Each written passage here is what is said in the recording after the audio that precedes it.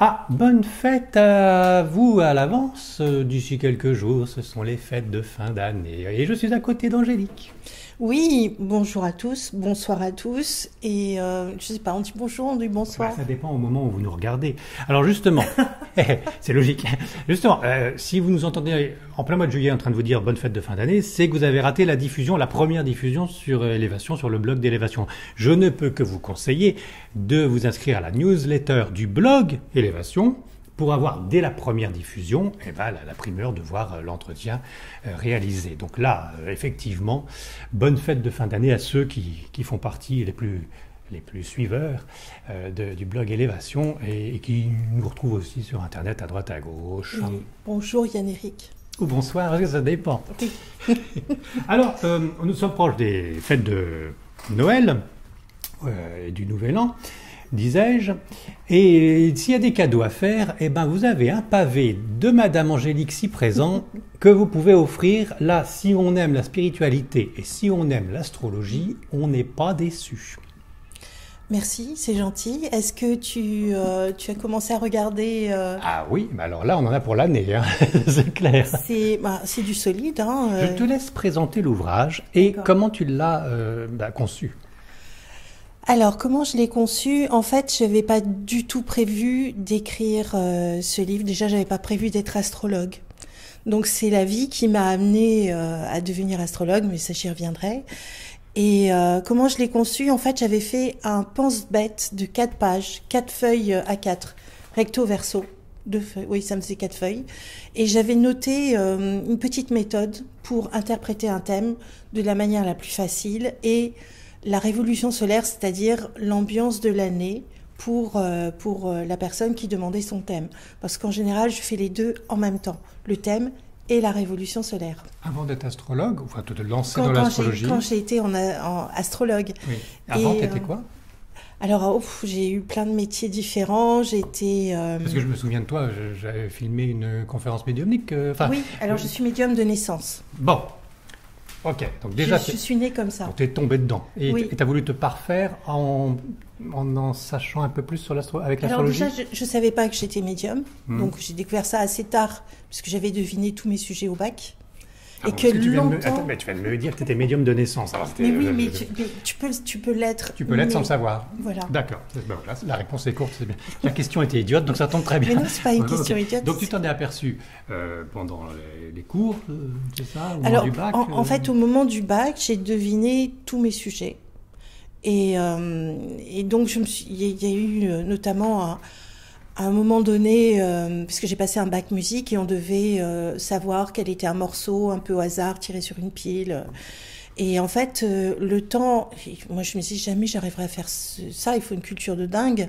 Et en fait, le temps où la personne a mis la musique et est venue s'asseoir, enfin le prof, et j'avais l'esprit vide. Et c'est en fait, c'est la clé, c'est avoir l'esprit vide, c'est-à-dire être extrêmement calme. Donc j'étais très calme, mais avec un électroencéphalogramme plat. Et je me suis dit, mais j'étais tellement paniquée que d'un seul coup, j'ai sorti mes antennes, puisque c'est comme ça que ça se passe en fait. Et dans ma tête, j'ai entendu, c'est la sonate pour piano et violon, Kreutzer de Beethoven. Et j'avais que ça sous la main. J'avais que ça, j'avais rien d'autre, et ça commençait à hurler dans ma tête. Et donc, quand la personne à peine s'est assise, j'ai dit voilà, c'est Beethoven. Et il m'a regardé, sa mâchoire s'est décrochée. Donc après, j'ai parlé en état second. Je sais pas du tout ce que je lui ai dit. Je me rappelle plus. Mais je sais que c'était bizarre que je sache parler, que je sache parler de ça, puisque j'avais pas tellement travaillé en fait. Du coup, tu avais eu accès à des informations que tu penses même ne pas avoir connu avant ou révisé. Ou très peu. Et voilà, c'est grâce à tes antennes que tu t'es confirmé médium. Tu t'es dit, oui, finalement, c'est depuis toute petite que ça marche comme ça. Et donc, depuis, on est dans l'astrologie. Et donc, j'ai eu mon bac, j'ai eu 17 sur 20 au passage. Si tu l'avais pas, c'était pas grave. Oui, mais félicitations. Félicitations qu'à moitié, parce que finalement, c'est pas toi vraiment qui as travaillé, c'est là-haut, ils ont travaillé pour toi. Ils m'ont bien aidé. Et alors, en fait, un jour où j'étais super découragée parce que mes résultats n'étaient pas au rendez-vous, c'est ça quand on vit sur deux modes, en fait, différents. C'est-à-dire qu'on comprend, mais on n'a pas appris. C'est ça le truc. Et j'ai croisé une prof d'allemand qui me dit « Oh, vous savez, ma petite, le bac, c'est une question de chance. » Et je me suis dit « C'est une question de chance, alors je vais la voir. » Comme quoi, il suffit de pas grand-chose pour encourager quelqu'un. Un peu de pensée positive aussi. Voilà, c'est croyez en vous, quoi, c'est important. Depuis, donc le bac, c'était il n'y a même pas 1 an et demi. C'est ça, il y a 2-3 ans. Absolument. Ouais.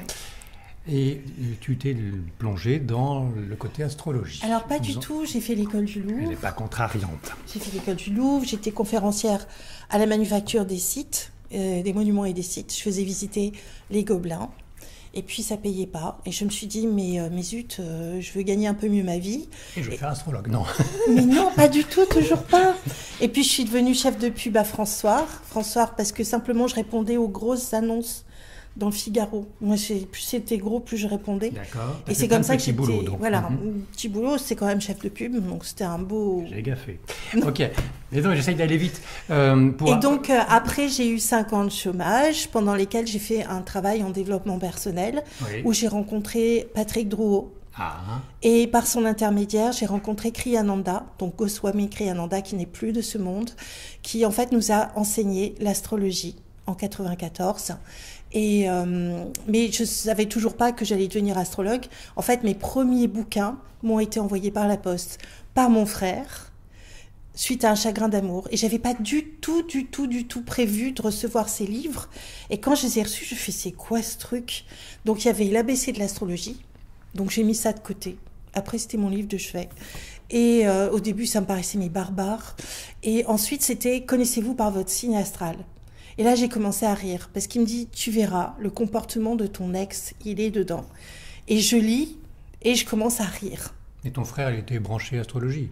Pas trop, non. Pas trop. Je sais même pas pourquoi il a fait ça, parce que maintenant, entre-temps, il est devenu psychiatre. Ah oui.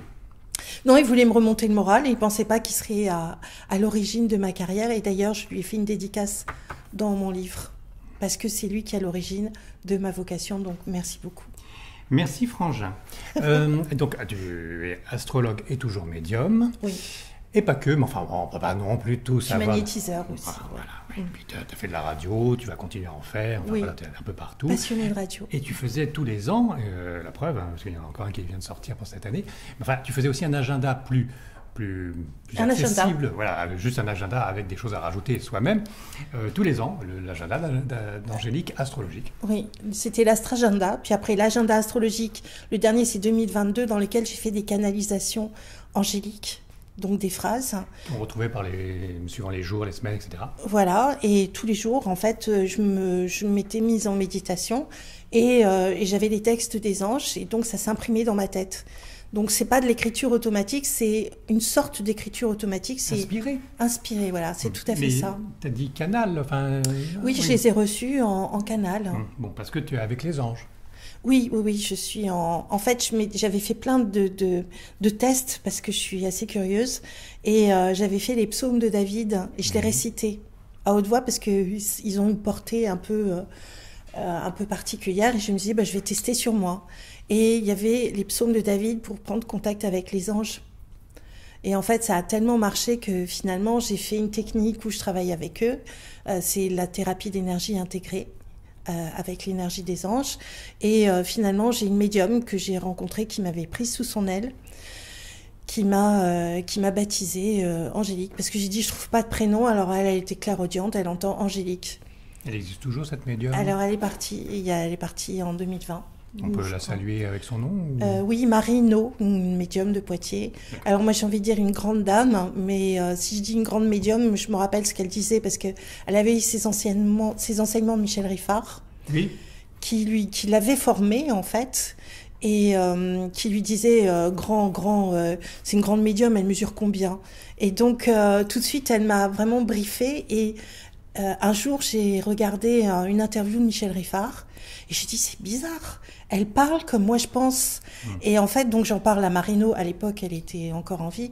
Elle me dit oui, tout à fait. Elle me dit, elle m'a formée. Alors j'ai décidé que j'allais vous former. Et donc en fait, elle m'a transmis l'enseignement de Michel Riffard, mais je ne l'ai su que 15 ans après. En fait, on fait les choses.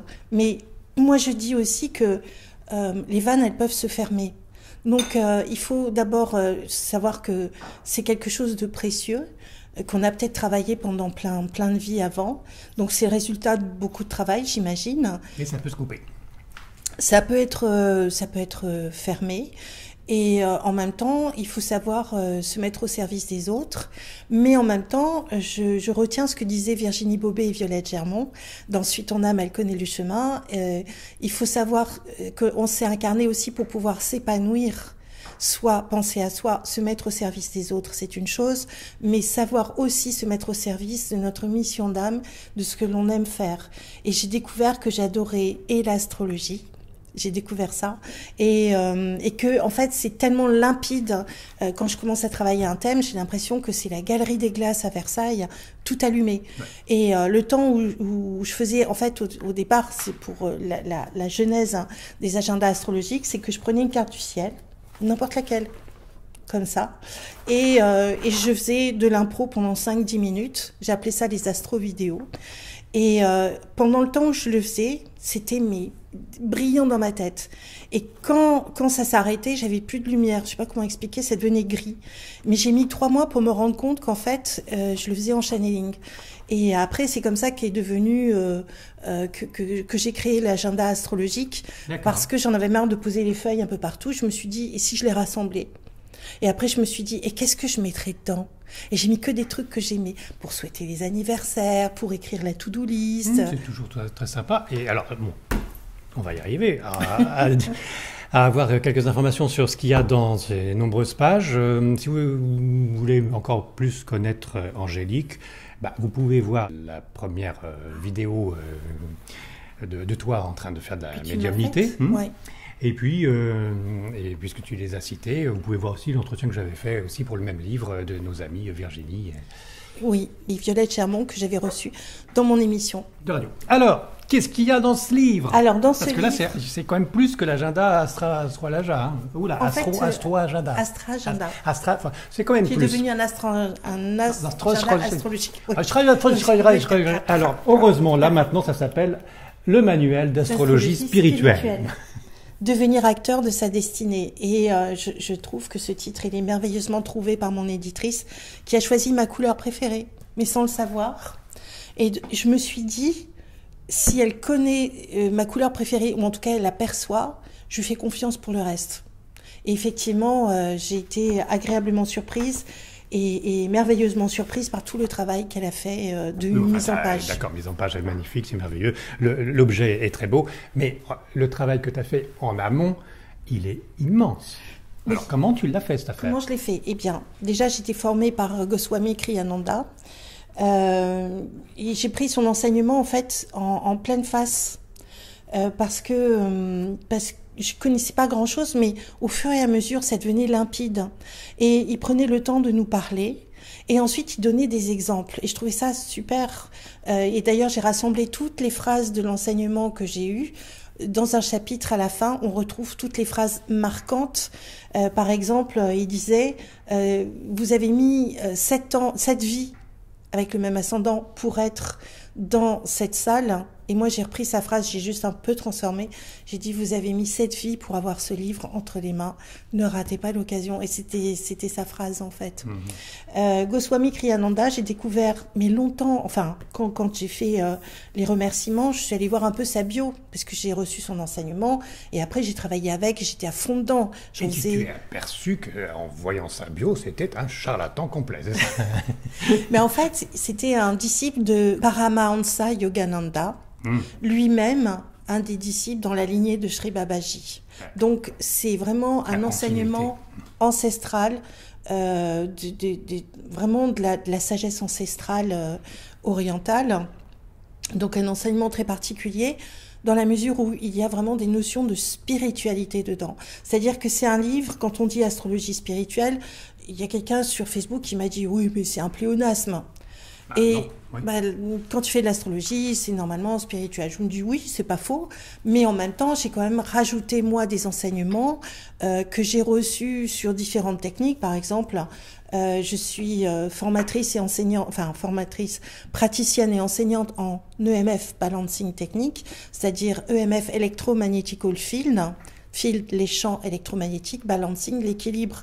Donc c'est la faut me le dire lentement, posture de l'équilibre. Tu vois bien que ça monte pas jusqu'à mon neurone, le seul qui me reste. Ça sert à quoi ton Voilà, le MF Balancing Technique, c'est en fait la science de l'amour conscient et c'est comment tu vas réarranger toutes tes charges d'énergie dans ton champ électromagnétique pour diriger consciemment ton énergie pour obtenir ce que tu souhaites dans la vie et t'épanouir dans ta mission d'âme. Savoir se canaliser ses énergies. Exactement. D'amour ou non, toutes les énergies. Alors, ça se met à partir du moment où tu te centres, tu vas te connecter, tu vas t'enraciner et ensuite tu vas te connecter j'allais dire, à ton soi. Et automatiquement, tu vas recevoir des informations parce que ça s'ouvre au niveau de ton chakra du cœur. Et c'est là où ça va renforcer l'intuition. D'accord. Pour que tu sois bien d'équerre avec ton chemin de vie, ce que tu dois faire sur Terre. Et l'astrologie aide pour ça aussi. Et dedans, tu as ce qu'on appelle des schémas sacrés de lumière et d'énergie. Et chacun, on a des différents, mais des uniques. Et en travaillant sur cette technique-là, j'ai développé en fait mes propres schémas sacrés qui sont notamment l'astrologie et l'enseignement. Du temps. Et oui, c'est ta vie, c'est ce que tu dois faire. Et l'aide, par découlement, l'aide de ceux qui sont un peu perdus et qui ne savent pas vraiment ce qu'ils doivent faire de leur vie. Parce que si on prend un manuel d'astrologie, y compris spirituel, c'est qu'on se pose des questions et qu'on est un petit peu dans le brouillard. Alors ça donne des clés. Ça donne des clés pour apprendre à le faire soi-même. Oui. Ça, c'est important. Par les temps troublés, on peut s'initier. Il y a différents niveaux de lecture, en fait. Soit tu n'y connais rien, tu as un thème que tu as fait monter, par exemple, sur un site comme AstroThème. Ce sont des sites gratuits en ligne. Donc, tu montes ta carte du ciel et tu vas regarder certains modules qui sont facilement accessibles. Déjà, tu comprends ce que c'est qu'un soleil. Oui, tu expliques l'astrologie. Voilà. Et donc, sans forcément connaître ton thème, tu vas avoir des petits modules qui vont te montrer quelle est ta personnalité, quelles sont tes qualités, les défauts qu'il vaut mieux éviter. Enfin voilà, ça te montre déjà pas mal de choses en t'initiant par rapport à toi-même. Pour une partie. Pour une partie. Il y a une autre partie qui est celle dont je me servais en fait, qui est de faire un pense-bête pour interpréter un thème avec une méthodologie. Je me suis rendu compte que les gens dans ma clientèle, j'ai des passionnés de tout, et notamment dans l'astrologie, ils se perdent dans les informations. Parce qu'il y a des tas de livres et ils se perdent. Ils se perdent dedans, ils se noient dans les détails. J'avais une amie qui était passionnée par l'astrologie, elle me dit « je comprends rien ».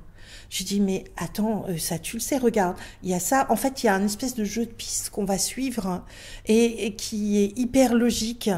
Et à partir du moment où on va suivre un protocole, on ne peut pas se tromper. Et donc, progressivement, on va voir par petites touches comme un tableau des informations qui vont venir se renforcer les unes aux autres. Et après, tu vas avoir un tableau qui va te dessiner l'ambiance dans laquelle tu es, ce que tu es capable de devenir.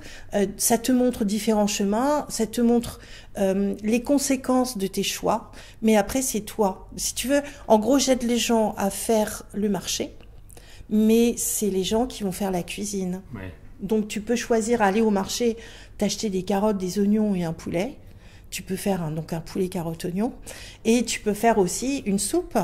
Ou tu peux faire une soupe à l'oignon. Ou tu peux tout cramer comme un idiot, comme moi. D'où l'intérêt d'avoir le manuel d'astrologie spirituelle, parce que là, tu nous guides pas à pas. Et alors, dans spirituel, tu inclus l'astrologie karmique Oui, alors il y a différents niveaux. Donc, j'étais obligée de commencer par la base. Par le début, alors Le début.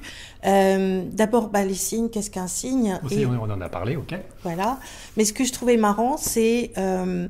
si tu veux, de mettre des personnalités. Alors, selon pour avoir des exemples, d'accord. Par rapport au service juridique, on ne peut pas prendre des personnes vivantes. Donc, tu les as tuées et ensuite, tu as fait le livre. En fait, c'est un thriller.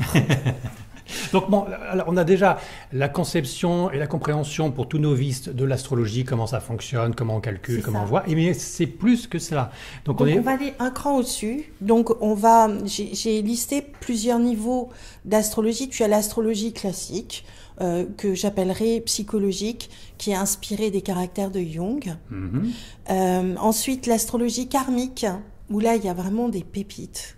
Donc, le karma étant la loi de cause à effet, on récupère ce qu'on fait, en bon comme en mauvais. On émet un signal, l'univers nous le renvoie, jusqu'à ce qu'on en prenne conscience, que ce soit par la souffrance ou par des effets ricochets des autres, des attitudes, des situations, et on va à ce moment-là dire non, je dirige ma vie différemment.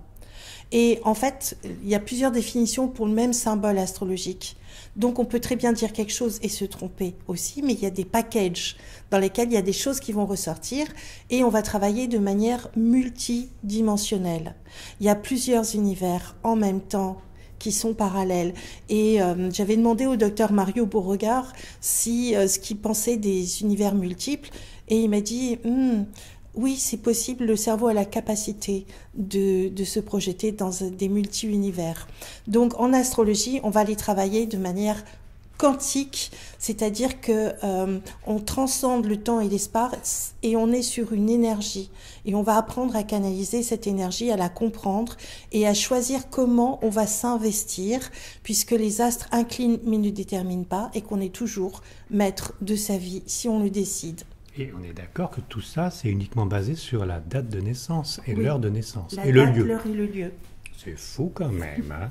Il y a autre chose dans ce grand manuel. Alors donc on a l'astrologie karmique. Dans l'astrologie karmique, ensuite on a la lune et les vies antérieures, l'astrologie spirituelle, je monte d'un cran, l'astrologie ésotérique, l'astrologie kabbalistique. Donc, dans l'astrologie karmique, ce que nous a enseigné Kriyananda, c'est qu'il y a un certain nombre de vies, de cycles et de sous-cycles et de sous-sous-sous-cycles pour les ascendants. Et donc, il y a un calcul très simple pour calculer le nombre de vies avec le même ascendant sur un cycle de 7. Oh, c'est très simple, ça commence déjà très bien. Alors, donc on multiplie par quoi, comment? Alors en fait, donc j'explique le processus à travers le thème de Kennedy. C'est marrant parce que... On va rire avec Kennedy, je sens qu'on va rire. Il m'a servi pour plein de choses. Il a bien eu raison d'être assassiné. Hein. T'es épouvantable. Oui. Aucun respect.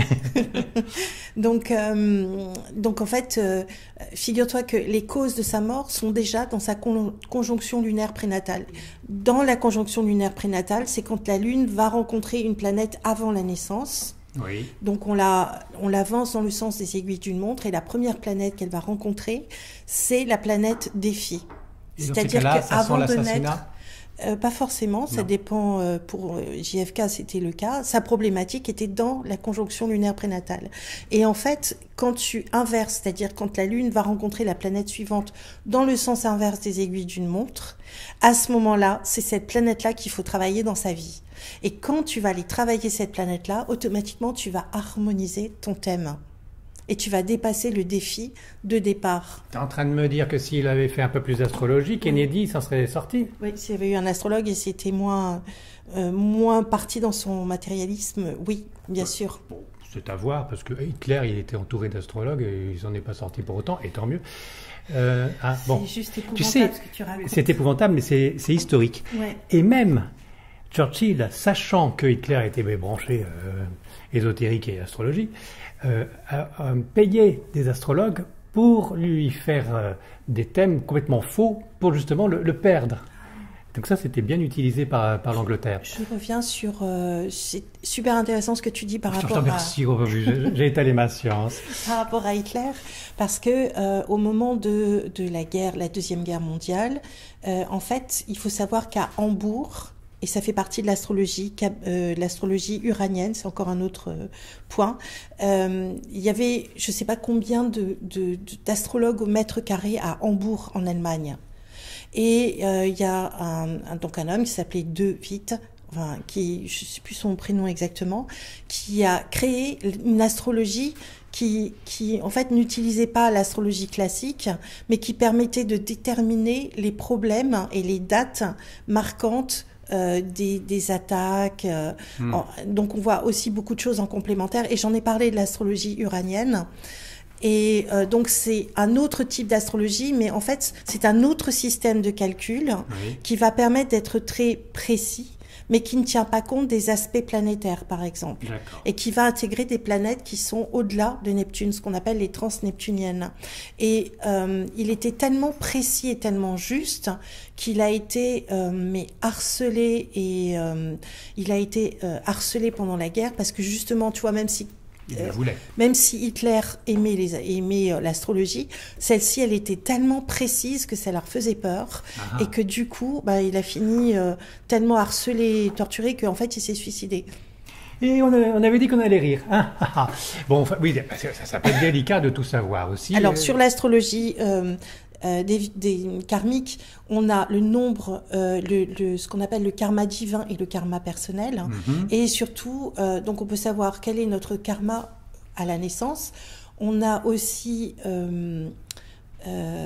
toutes les dates des conjonctions lunaires, des conjonctions Jupiter, Saturne, qui permettent de connaître notre karma divin. Et j'ai monté les cartes à la seconde près, ça c'est précieux, on n'a ça nulle part, j'ai passé un tour fou à faire des calculs.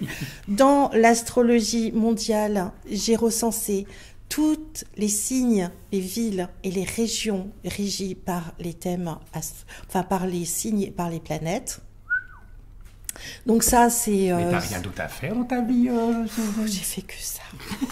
J'ai fait des journées pyjama et des nuits blanches et voilà. Donc en fait, je me suis plongée vraiment à fond dedans pendant un an. Mais c'est une somme, hein. Oh là là. Dedans, je suis allée voir un truc qui est assez génial, que j'ai adoré, c'est les points spéculum. Donc tu prends un thème, tu l'inverses. Qu'est-ce que c'est que ça? Ça fait un miroir. En fait, spéculum, c'est un miroir. Donc ça a été repris après en gynéco. Donc oui, ça fait un petit peu. Voilà. Mais en fait, on inverse un thème et on a tout l'inconscient de la personne. Donc quand il y a des transits planétaires qui passent sur les points spéculum, c'est-à-dire des points de vide, à ce moment-là, tu as, j'allais dire, le destin et l'inconscient de la personne et tu vois comment ça l'amène.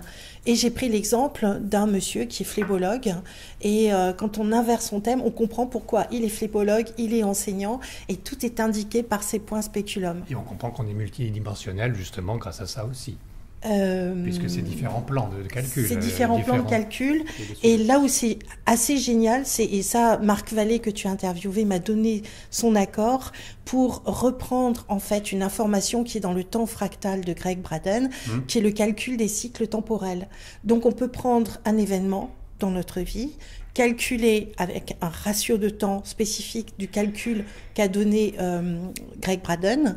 On l'ajoute à notre événement de départ, par exemple 10 ans et 3 mois, et on va rajouter ce ratio de temps, ça va nous donner une autre date, et souvent à cette date-là, il se passe quelque chose. Disons, c'est salutaire, ça. C'est pas du déterminisme, point. Non, et tu peux prendre la carte du ciel du moment où ça s'est produit.